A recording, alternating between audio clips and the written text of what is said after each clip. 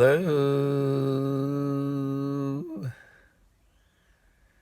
Well, I have laryngitis. And I was like, this is too good an opportunity not to make a car video. For those of you who are longtime fans of this channel, you know that I enjoy weird physical things, and when my voice isn't right, it's not a disadvantage, it's an advantage, right? Like W. Clement Stone says, any disadvantage, if you can identify it, you can make it an advantage and kick the stuffing out of that disadvantage. So I hope you enjoyed my conversation with Cecilia. I know I certainly did. She'll be back on again sometime soon, hopefully, to talk more Neville and manifesting ideas in general, because she's always a calm voice of reason, talking about topics that can be difficult to discuss and are often discussed very unreasonably. One thing I wanted to mention, besides the fact that I wanted to just make a video when I had bad laryngitis, is, we were talking about sleep. What to do before you go to sleep.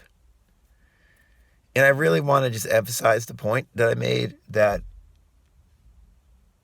it's okay to it's okay to do whatever the heck you want before you go to sleep. Obviously, it feels good to feel good before you go to sleep, right? I mean, ideally, we want to feel good all the time, right? So it feels good to feel good before sleep. That's no-brainer. But you certainly don't have to get in the state of the wish fulfilled. And or in the very least, especially like try hard to get into that state. No, forget about that. Unless you like doing that, don't worry about that. If you can feel good before going to sleep, that's good enough as far as I'm concerned. And really, the state of the wish fulfilled, if you look at it from a broader spectrum, the state of being, of the wish fulfilled is you feel good. Why are you doing all this stuff? Why do you want these things, these external manifestations? Why do you want them to occur? To feel good. So skip all that and just feel good before you go to sleep. And that said, a lot of you knew I would bring this up. It's not always easy to feel good. Not always easy to feel good. And we don't do spiritual bypassing on this channel. When talking about this stuff, we got to get real. If we want to feel good, and we feel confident, we know how to feel good consistently, then that's it.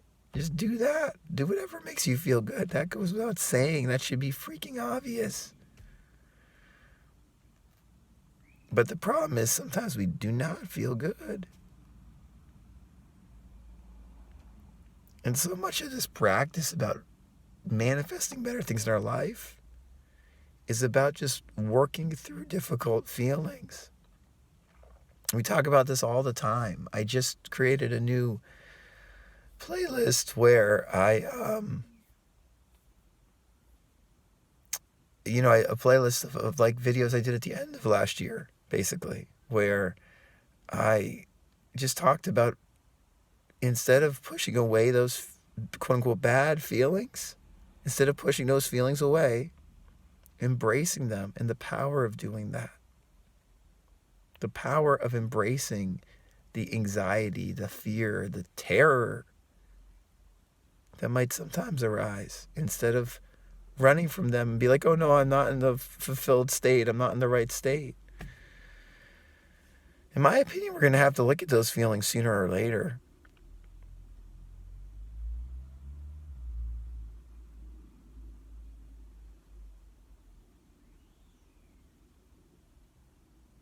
So you'll see on some of these law of assumption channels, people talking about be careful what you do right before you go to sleep. And there's I get that. But We got to be careful about what we do throughout the freaking day. And don't worry if you don't fall asleep in the ideal way you want to. Screw that. I mean, that's just one theory.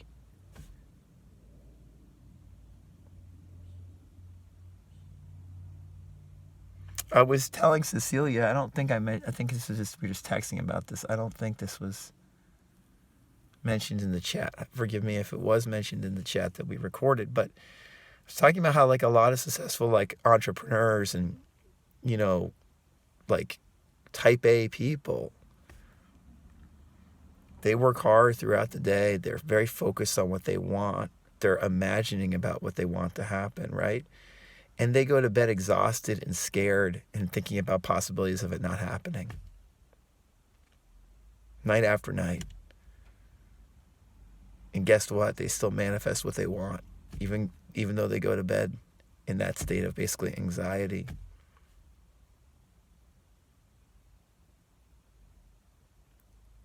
So there's a lot of ways to look at this. Obviously, you want to feel bad as opposed to feel good as opposed to bad when you're going to sleep. But if you can't, so be it. Something else I wanted to mention is, like the letting go process that David Hawkins popularized. And that is, there's so much terminology of the same process or a very similar process to that. But like in letting go, Hawkins talks about how he suggests, do let go, release, feel the feelings, feel into your feelings when you wake up and before you go to bed. So like you can let go, you can do the letting go process, the releasing process before you go to bed. That's another very good thing you can do before bed. You can feel into the difficult feelings and emotions.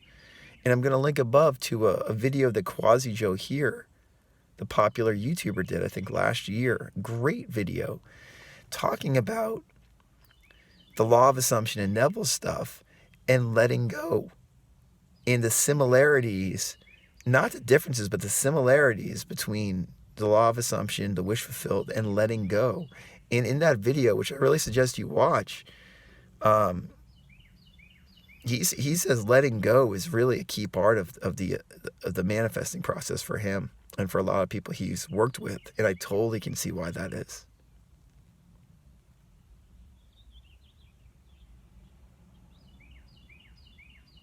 I personally think we have to just be mature about how we feel and our emotions, And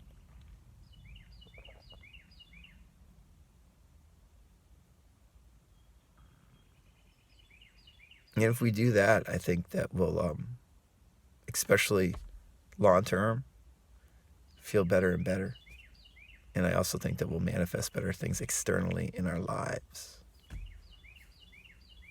So I hope that was helpful. If you're looking for coaching on this, or if you have any questions, Radical Counselor.